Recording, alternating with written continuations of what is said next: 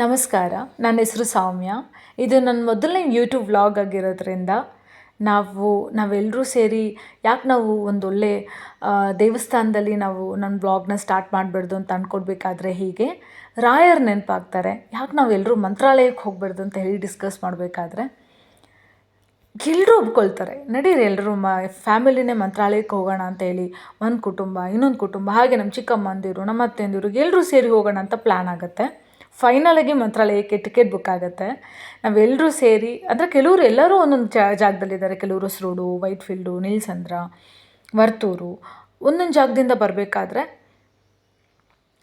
ಅದೊಂಥರ ಖುಷಿ. ಒಬ್ಬೊಬ್ಬರು ಒಂದೊಂದು ಕಡೆ ಬಂದು ಒಂದು ಕಡೆ ಸೇರೋದಾಗಲಿ, ಎಲ್ಲರೂ ಹೈಫೈ ಕೊಡೋದಾಗಲಿ, ಎಲ್ಲರೂ ಹಗ್ ಮಾಡ್ಕೊಳ್ಳೋದಾಗಲಿ, ಎಲ್ಲರೂ ಒಂದು ಕಡೆ ನಿಂತ್ಕೊಂಡು ತಿನ್ನೋದಾಗಲಿ, ಟಿಕೆಟ್ಸು ಎಲ್ಲೆಲ್ಲಿ ಸಿಗುತ್ತೆ, ಯಾವ ಬೋಗಿಯಲ್ಲಿ ಸಿಗುತ್ತೆ ಅಂತ ಹೇಳಿ ಡಿಸ್ಕಸ್ ಮಾಡೋದಾಗಲಿ, ಲಗೇಜ್ ತೊಗೊಬರೋದಾಗಲಿ, ಅವರು ಹಾಕಿರೋ ಡ್ರೆಸ್ಸಸ್, ಅವ್ರ ಕ್ಯಾಪ್ಸ್, ಹೆಡ್ಸೆಟ್ಸ್ ಎಲ್ಲ ಎಲ್ಲ ಈ ಥರ ಮಾತಾಡಬೇಕಾದ್ರೆ ಏನೋ ಒಂಥರ ಖುಷಿ. ಫೈನಲಾಗಿ ನಾವು ಟ್ರೈನ್ ಹತ್ತಾ ಇರೋದು ನೋಡ್ಬೋದು. ಸೊ ಇದು ರಿಸರ್ವೇಷನ್ ಆಗಿರುತ್ತೆ, ಎ ಸಿ ಟ್ರೈನು. ರಿಸರ್ವೇಷನ್ ಆಗಿರೋದ್ರಿಂದ ನಮ್ಗೆ ಸ್ವಲ್ಪ ಆರಾಮಾಗುತ್ತೆ. ಅದು ಎ ಸಿ ಟ್ರೈನು ಕೆಲವ್ರಿಗೆ ಆಗೋದಿಲ್ಲ. ನೋಡಿ, ಇಲ್ಲಿ ಫ್ಯಾಮಿಲಿ ಮೆಂಬರ್ಸ್ ಎಲ್ಲರೂ ಅವ್ರವ್ರ ಸೀಟಲ್ಲಿ ಹುಡುಕಿ ಕೂತ್ಕೊಳ್ಬೇಕಾದ್ರೆ ಎ ಸಿ ಟ್ರೈನು ನನ್ನ ತಮ್ಮನಿಗೆ ಸ್ಪೆಷಲಿ ನನ್ನ ಒಬ್ಬ ತಮ್ಮನಿಗೆ ಇಷ್ಟ ಆಗೋದಿಲ್ಲ. ಯಾಕಂದರೆ ನಿದ್ದೆ ಬರೋಲ್ಲ, ಒಂದು ಸ್ವಲ್ಪ ಇಕ್ಕಟ್ಟಾಗಿರುತ್ತೆ, ಗಾಳಿ ಫ್ರೆಶ್ ಏರ್ ಸಿಗೋದಿಲ್ಲ ಅಂತ ಹೇಳಿ ಎಲ್ಲರೂ ಕೂತ್ಕೊಂಡು ಒಂದು ಸ್ವಲ್ಪ ಹಂಗೆ ಟೈಮ್ ಸ್ಪೆಂಡ್ ಮಾಡ್ತಿರ್ತೀವಿ. ಫೋನು, ಹಾಡು ಅಂತ ಹೇಳಿ ಮಾತಾಡಿಕೊಂಡು ನಾಳೆ ಮಾರ್ನಿಂಗ್ ಎಷ್ಟು ಗಂಟೆಗೆ ರೀಚ್ ಆಗ್ತೀವಿ, ಏನೇನು ಮಾಡಬೇಕು ಅಂತೆಲ್ಲ ಡಿಸ್ಕಸ್ ನಡೀತಿರುತ್ತೆ. ಎಲ್ಲ ಆದಮೇಲೆ ಮಾರ್ನಿಂಗ್ ಆಗುತ್ತೆ. ಅಲ್ಲಿ ಸನ್ಸೆಟ್ ನೋಡ್ತಿರ್ಬೋದು ನೀವು. ಎಷ್ಟು ಚೆನ್ನಾಗಿ ಕಾಣಿಸ್ತಿತ್ತು ಅಂದರೆ ಬಾಗ್ಲ ಹತ್ರ ಹೋಗಿ ನಾವು ಪಿಕ್ಸ್ ತೊಗೋಬೇಕಾದ್ರೆ ನಮ್ಮ ತಂದೆ ಬೈತಿದ್ರು, ಬೇಕಾಗಿಲ್ಲ ನೀವು ಅಲ್ಲೇ ತೊಗೊಳ್ಳಿ ಅಂತ ಹೇಳ್ತಾ ಇರಬೇಕಾದ್ರೆ ನಾವು ಇಲ್ಲೇ ತೊಗೊಂಡ್ವಿ. ಅದಕ್ಕೊಂದು ಸ್ವಲ್ಪ ಸೆಲ್ಫೀಸೋ ವೀಡಿಯೋಸೋ ಮಾಡ್ಕೊತಿದ್ವಿ. ಆ ಸೂರ್ಯನ ಕಿರಣ ಇರುತ್ತಲ್ವ, ಅಷ್ಟು ಚೆನ್ನಾಗಿರುತ್ತೆ ಅಲ್ಲಿಂದ ನೀವು ನೋಡಬೇಕಾದ್ರೆ. ಸೊ ಫ್ಯಾಮಿಲಿಗೆ ಇಂಪಾರ್ಟೆನ್ಸ್ ಕೊಡಿ. ನಿಮ್ಮ ಫ್ಯಾಮಿಲಿ ಜೊತೆಗೆ ಯಾವುದಾದ್ರೂ ಒಂದು ಒಳ್ಳೆಯ ಸನ್ನಿಧಾನಕ್ಕೆ ಹೋಗಿ, ಒಂದು ಒಳ್ಳೆಯ ದೇವಸ್ಥಾನಕ್ಕೆ ಹೋಗಿ ಅವ್ರಿಗೆ ಇಂಪಾರ್ಟೆನ್ಸ್ ಕೊಡಿ. ಅಲ್ಲಿ ಸಿಗೋ ಸಂತೋಷವೇ ಬೇರೆ ಥರ ಇರುತ್ತೆ. ಸೊ ಫೈನಲಾಗಿ ನಾವು ಮಂತ್ರಾಲಯ ಸನ್ನಿಧಾನಕ್ಕೆ ರೀಚ್ ಆಗ್ತೀವಿ. ಅಲ್ಲಿ ರೀಚ್ ಆಗಿದಾಗ ನೀವು ಟ್ಯಾಕ್ಸೀಸ್ ಎಲ್ಲ ನೋಡ್ಬೋದು, ಅಲ್ಲೇ ನಿಂತಿರ್ತಾರೆ. ಮೇಕ್ ಶ್ಯೂರ್ ನೀವು ನಮ್ಮ ಫ್ಯಾಮಿಲಿ ದೊಡ್ಡದಾಗಿರೋದ್ರಿಂದ ನಾವು ಟಿ ಟಿನ ಬುಕ್ ಮಾಡಬೇಕಾಗತ್ತೆ. ಅಲ್ಲಿಂದ ನಾವು ಟಿ ಟಿ ಬುಕ್ ಮಾಡಿಕೊಂಡು ಹೊರಡ್ತೀವಿ, ಲಗೇಜೆಲ್ಲ ಇಟ್ಟು. ಸೊ ಟಿ ಟಿಯಲ್ಲಿ ಒಳ್ಳೆ ಸಾಂಗ್ ಹಾಕಿರ್ತಾರೆ, ನಮ್ಮ ಕನ್ನಡ ಇಂಡಸ್ಟ್ರಿದು ಉಪೇಂದ್ರ ಸರ್ದು ಸಾಂಗ್ ಹಾಕಿರ್ತಾರೆ. ಅದಕ್ಕೆಲ್ಲರೂ ಡ್ಯಾನ್ಸ್ ಮಾಡ್ಕೊಂಡು, ಅದಕ್ಕೆಲ್ಲ ಹಾಡಾಡಿಕೊಂಡು, ಅದಕ್ಕೆಲ್ಲ ಸೆಲ್ಫಿ ಕೊಟ್ಕೊಂಡು, ಎಲ್ಲರಿಗೂ ಹಾಯ್ ಹೇಳೋಕ್ಕೆ ಹೇಳ್ತಿದ್ದೆ. ಎಲ್ರಿಗೂ ಅವ್ರ ಪಿಕ್ಸ್ಗೆಲ್ಲ ಹಾಯ್ ಹೇಳ್ತಿದ್ರು ಎಲ್ಲರೂ. ಕೆಲವರು ನಮ್ಮಮ್ಮಗೆ ನೈಟ್ ನಿದ್ದೆ ಬಂದಿಲ್ಲ ಅನ್ಸುತ್ತೆ, ಅದಕ್ಕೆ ಕಳಿಸ್ತಿದ್ದಾರೆ. ಸೊ ತುಂಬ ಖುಷಿ ಆಗ್ತಿದೆ. ಎಲ್ಲರ ಮಗದಲ್ಲಿ ಒಂದು ಸ್ಮೈಲ್ ನೋಡ್ತಿದ್ರೆ ನಾವು ಒಟ್ಟಿಗೆ ಸೇರಿ ಬರೋದಾದರೆ. ಫ್ರೆಂಡ್ಸಿಗೆ ಮಾತ್ರ ಇಂಪಾರ್ಟೆನ್ಸ್ ಕೊಡ್ತೀರಾ, ಫ್ಯಾಮಿಲಿಗೂ ಕೊಡ್ರಿ. ಅವರು ಕೊನೆ ತನಕ ಆಗೋದೇ ಫ್ಯಾಮಿಲಿ. ಅಂದರೆ ಫ್ರೆಂಡ್ಸ್ ಆಗೋಲ್ಲ ಅಂತ ಹೇಳ್ತಿಲ್ಲ, ಒಂದೊಳ್ಳೆ ಫ್ರೆಂಡ್ಸ್ ಸಿಕ್ಕಿದ್ರೆ ನಿಮಗಿಂತ ಅದೃಷ್ಟವಂತರು ಬೇರೆ ಯಾರೂ ಇರೋದಿಲ್ಲ. ಫ್ಯಾಮಿಲಿಗೆ ಇಂಪಾರ್ಟೆನ್ಸ್ ಕೊಟ್ಟಾಗ ನಮ್ಮ ಕಷ್ಟ ಕಾಲಕ್ಕೆ ನಿಜವಾಗ್ಲೂ ಫ್ಯಾಮಿಲಿನೇ ಆಗೋದು. ನಮ್ಮ ಜೊತೆ ಇರ್ತಾರೆ, ಕೊನೆ ತನಕನೂ ನಮ್ಮ ಜೊತೆ ಇರ್ತಾರೆ. ಅದು ಫ್ರೆಂಡ್ಸ್ ಇಲ್ಲ ಅಂತಲೂ ನಾನು ಹೇಳ್ತಿಲ್ಲ ಕಣ್ರಿ. ನಿಮ್ಮ ಫ್ರೆಂಡ್ಸನ್ನು ನಂಬಬೇಕು. ಒಂದು ಒಳ್ಳೆ ಫ್ರೆಂಡ್ಸ್ ಸಿಕ್ಕೋದಾದರೆ ನೀವು ಪುಣ್ಯ ಮಾಡಿರಬೇಕು. ಫ್ರೆಂಡ್ಸಿಗೆ ಎಷ್ಟು ಟೈಮ್ ಕೊಡ್ತೀರೋ ಅದರಲ್ಲಿ ಕೆಲವೊಂದು ಗಂಟೆಗಳು ಮಾತ್ರ ನಿಮ್ಮ ಫ್ಯಾಮಿಲಿಗೆ ಅಂತ ಕೊಡಿ ಅಂತ ಹೇಳ್ತಿರೋದು, ಅಷ್ಟೇನೇನೂ ಇಲ್ಲ. ಫ್ಯಾಮಿಲಿ ಜೊತೆಗೆ ಬಂದಾಗ ಅದ್ರ ಮಜಾನೇ ಬೇರೆ. ನೋಡಿ, ಎಲ್ಲರೂ ಅಷ್ಟೇ ಫ್ಯಾಮಿಲಿ ಅಂದರೆ ನದಿಗೆ ಬಂದ್ವಿ, ದೇವಸ್ಥಾನಕ್ಕೆ ಬಂದಿದ ತಕ್ಷಣ ನಾವು ನದಿಗೆ ಬರ್ತೀವಿ. ಮಂತ್ರಾಲಯ ನದಿಗೆ ಬಂದಾಗ ನಾವು ಅದು ನೀರಲ್ಲಿ 3 ಸಲ ನಾವು ಮುಳುಗಿದಾಗ ನಮ್ಮಲ್ಲಿರೋ ಕೆಟ್ಟು ಒಂದು ಏನಿರುತ್ತೋ ನೆಗೆಟಿವ್ ಎಲ್ಲ ಅದರಿಂದನೇ ಹೊರಟೋಗುತ್ತೆ ಅಂತ ಹೇಳ್ತಾರೆ. ಅದನ್ನು ನಾವು ನಂಬ್ತೀವಿ. ಸೊ ಅದನ್ನು ಮಾಡಿದಾಗ ನಮ್ಗೆ ಒಳ್ಳೆ ವೈಬ್ ಸಿಗುತ್ತೆ. ಸೊ ಎಲ್ರೂ ಅಷ್ಟೇ ಕೇರ್ಫುಲ್ಲಾಗಿರಿ. ನದಿಯಲ್ಲಿ ಹರಿಯೋ ನೀರಲ್ಲೂ ಅಷ್ಟೇ, ನದಿ ನೀರಲ್ಲೂ ಅಷ್ಟೇ ಆಳಕ್ಕೆ ಹೋಗಬೇಡಿ, ಸ್ವಲ್ಪ ಮುಂದೆನೇ. Because family is very much important. ಫ್ಯಾಮ್ಲಿಗೆ ಇಂಪಾರ್ಟೆನ್ಸ್ ಕೊಡಿ. ಯಾಕಂದರೆ ನಿಮ್ಮನ್ನು ನಂಬಿ ಫ್ಯಾಮಿಲಿ ಇರ್ತಾರೆ ಅಂತ ಹೇಳ್ತಾ ಅವ್ರನ್ನೆಲ್ಲ ಕೇರ್ ಮಾಡ್ತಿದ್ವಿ. ಸೊ ಎಲ್ಲರೂ ಈಜಾಡ್ತಿದ್ವಿ, ಎಲ್ಲರೂ ಆಟ ಆಡ್ತಿದ್ವಿ. ತುಂಬ ಹೊತ್ತು ನಾವು ನದಿಯಲ್ಲೇ ನಾವು ಟೈಮ್ ಸ್ಪೆಂಡ್ ಮಾಡಿದ್ದು ನೀವು ನೋಡ್ತಿರ್ಬೋದಲ್ವ. ತುಂಬ ಚೆನ್ನಾಗಿತ್ತು ಆ ಗಾಳಿ, ಆ ವಾತಾವರಣ, ಆ ಈಜು. ಕೆಲವೊಂದು ಕಾಲಿಗೆ ಬಟ್ಟೆಗಳು ಸಿಕ್ಕಾಕೊಳ್ತಿತ್ತು. ಎಷ್ಟು ಭಯ ಆಗ್ತಿತ್ತು ಅಂದರೆ ಸಿಕ್ಕಾಪಟ್ಟೆ ಭಯ ಆಗ್ತಿತ್ತು. ಈ ನೀರು ನೋಡಿ ಎಷ್ಟು ಒಂದು ಚೆನ್ನಾಗಿದೆ ಅಂದರೆ, ಅಷ್ಟಿಲ್ದಿರ ಈ ನೀರನ್ನ ಗಂಗಮ್ಮ ದೇವರು ಅಂತ ಹೇಳ್ತಾರೆ. ಸೊ ದೇವತೆಗಳಲ್ಲೇ ಅತಿ ಸೌಂದರ್ಯವತಿ ಅಂದರೆ ಅದು ಗಂಗಮ್ಮನೇ ಅಂತೆ. ಸೊ ಶುದ್ಧವಾಗಿರುತ್ತೆ, ಹೊಳೆಯುತ್ತೆ. ಅದಕ್ಕೋಸ್ಕರನೇ ತುಂಬ ಚೆನ್ನಾಗಿದೆ. ಅಂದರೆ ನದಿಯಲ್ಲಿ ಈ ಕಡೆ ಅಂದರೆ ಎಂಟ್ರೆನ್ಸಲ್ಲಿ ನೀರು ಅಷ್ಟು ಏನೂ ಇರೋಲ್ಲ, ಫುಲ್ಲು ಖಾಲಿಯಾಗಿರುತ್ತೆ, ನೀರೇ ಇರೋದಿಲ್ಲ ಆ ಕಡೆ. ರೈಟ್ ಸೈಡಿಗೆ ಬಂದಾಗ ನೀವು ನೋಡ್ಬೋದು ನೀರು ತುಂಬ ಚೆನ್ನಾಗಿರುತ್ತೆ. ಸೊ ನೀವು ನೋಡಿ ಬಂದು ನದಿಯಲ್ಲಿ ಸ್ನಾನ ಮಾಡ್ಬೋದು. ಜಾಯಿಂಟ್ ಫ್ಯಾಮಿಲಿ ಫುಲ್ ಎಲ್ಲರೂ ಬಂದಿರೋದ್ರಿಂದ ನಾವು ನದಿ ಕಡೆ ಬಂದ್ವಿ, ಇಲ್ಲಾಂದಿದ್ರೆ ನಾವು ರೂಮಲ್ಲೇ ಸ್ನಾನ ಮಾಡಿ ದೇವ್ರ ದರ್ಶನಕ್ಕೆ ಹೋಗ್ತಾಯಿದ್ವಿ. ನಮ್ಮ ನದಿ ಸ್ನಾನ ಎಲ್ಲ ಮುಗೀತಿರುತ್ತೆ. ಸೊ ನದಿ ಸ್ನಾನ ಮುಗಿಸ್ಕೊಂಡು ನಾವು ಬ್ರೇಕ್ಫಾಸ್ಟಿಗೆ ಹೋಗ್ತೀವಿ. ಬ್ರೇಕ್ಫಾಸ್ಟಿಗೆ ಹೋದಾಗ ಒಂದು ಒಳ್ಳೆ ಹೋಟ್ಲಲ್ಲಿ ತಗೊಂಡು 1-2 ಪ್ಲೇಟ್ ತಗೊಂಡು, ಟೇಸ್ಟ್ ಚೆನ್ನಾಗಿದ್ರೆ ಇನ್ನೂ ಸ್ವಲ್ಪ ಪ್ಲೇಟ್ಗಳು ತಗೊಳ್ಳಿ. ಎಲ್ಲರೂ ಒಟ್ಟಿಗೆ ತೊಗೊಂಡ್ವಿ, ಬಟ್ ಆ್ಯಾವ್ರೇಜಾಗಿತ್ತು ಫುಡ್. ಬಟ್ ಹೊಟ್ಟೆ ತುಂಬಿತು. ಎಲ್ಲರೂ ಬೇರೆ ಬೇರೆ ಥರದ್ದು ವೆರೈಟೀಸ್ ತೊಗೊಂಡಿದ್ರು. ಅದಾದಮೇಲೆ ಕೆಲವರು ಗೋಳಿ ಸೋಡಾ ಕುಡಿಬೇಕು ಅಂತ ಅನ್ನಿಸ್ತು, ಯಾಕಂದರೆ ಬಿಸಿಲಿತ್ತಲ್ವ. ಸೊ ಬಿಸಿಲಲ್ಲಿ ಬರಬೇಕಾದ್ರೆ ಇಲ್ಲಿ ನೋಡ್ತೀವಿ ಆಂಟಿ ಗೋಳಿ ಸೋಡಾ ಕೊಡ್ತಿದ್ರು. ನನ್ನ ತಂಗಿಗಂತೂ ಆ ಬಾಟ್ಲಲ್ಲಿ ಆ ಗೋಳಿ ಸೋಡಾ ಇದು ಮಾಡಬೇಕಾದ್ರೆ ಒಂದು ಸೌಂಡ್ ಬರುತ್ತೆ, ಟಿಶ್ ಅಂತ ಸೌಂಡ್ ಬರುತ್ತೆ. ಅದನ್ನು ಟ್ರೈ ಮಾಡ್ತಿದ್ಲು. Finally she has done it. ಅವಳು ಮಗ್ದಲ್ಲಿ ನೀವು ಸ್ಮೈಲ್ ನೋಡ್ಬೋದು. ಅದು ಆಂಟಿ ಕಳಿಸ್ತಿದ್ದಾರೆ ಗೋಳಿ ಸೋಡಾ, ಎಲ್ಲರಿಗೂ ಕೊಡ್ತಿದ್ರು. ನಮ್ಮೆಲ್ಲರೂ ಸೇರಿ ಶಲ್ಯ ತೊಗೊಂಡಿದ್ರು ರಾಘವೇಂದ್ರ ಸ್ವಾಮಿದು.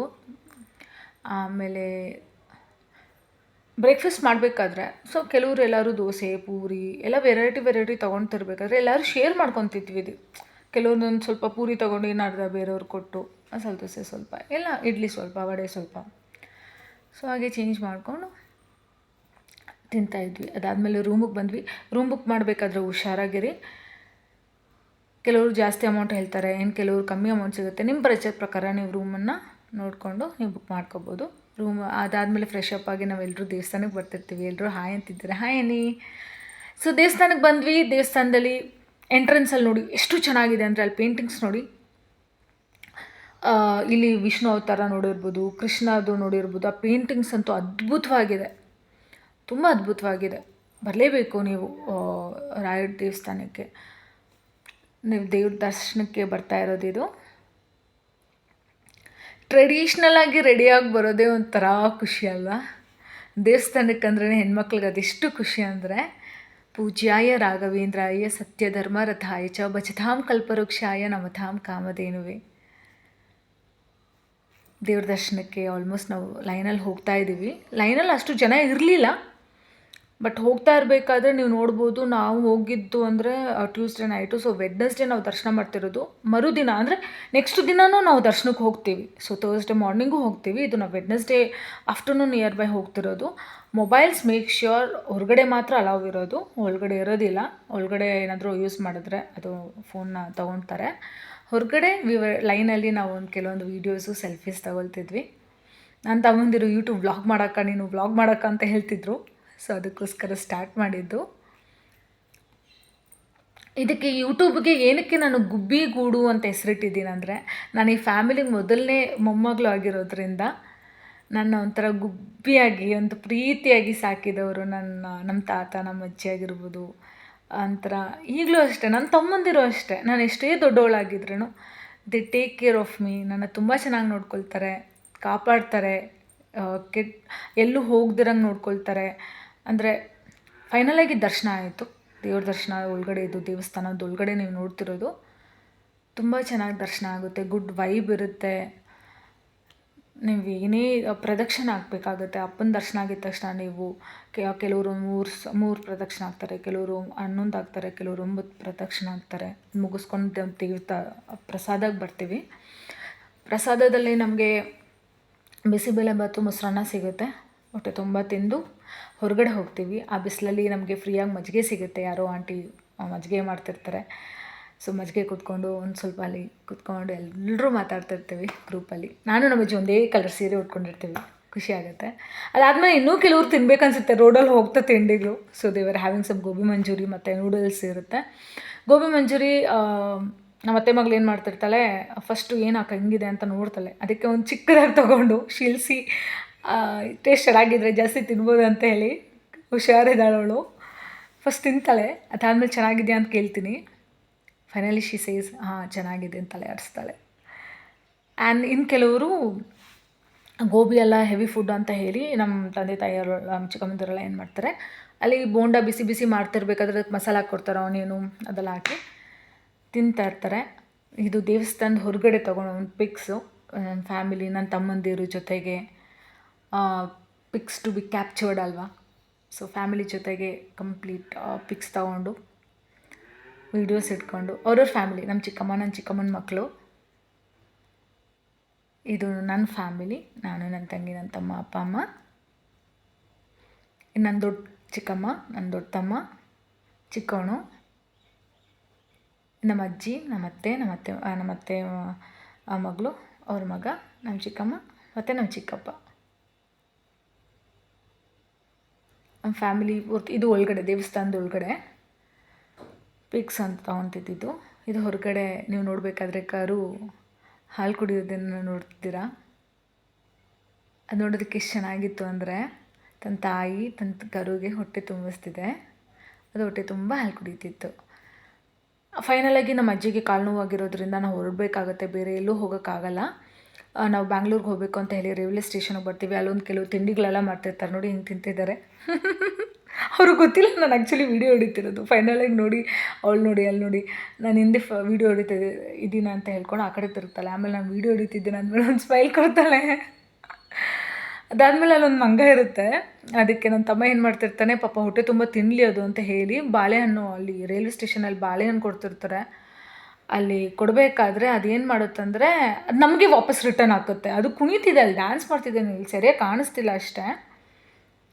ಸೊ ಇವನು ಅದಕ್ಕೆ ಬಾಳೆಹಣ್ಣು ಹಾಕ್ತಾ ಇರೋದು, ಅದು ಅಲ್ಲಿಂದ ತಳ್ಳೋದು, ಹಾಕ್ತಿರೋದು ಅಲ್ಲಿಂದ ತಳ್ಳೋದು. ಫೈನಲಾಗಿ ಅದು ಅಲ್ಲಿಗೆ ಸೇರಿತು. ಈ ಮಂಗ ಏನು ಮಾಡ್ತಿತ್ತು ಅಂದರೆ, ಇವಳು ಹಾಕೋದನ್ನು ಬೇಡ ಅಂತ ಹೇಳಿ ಅದು ಬಾಲ ಅಲ್ಲಾಡ್ಸ್ಕೊಂಡು ಕುಣಿತಿತ್ತು. ಅದು ನೋಡೋದಕ್ಕೆ ಒಂದು ಖುಷಿ ಆಗ್ತಿತ್ತು. ಎಲ್ಲರೂ ಆ ಮಂಗನ್ನೇ ನೋಡ್ತಿದ್ರು.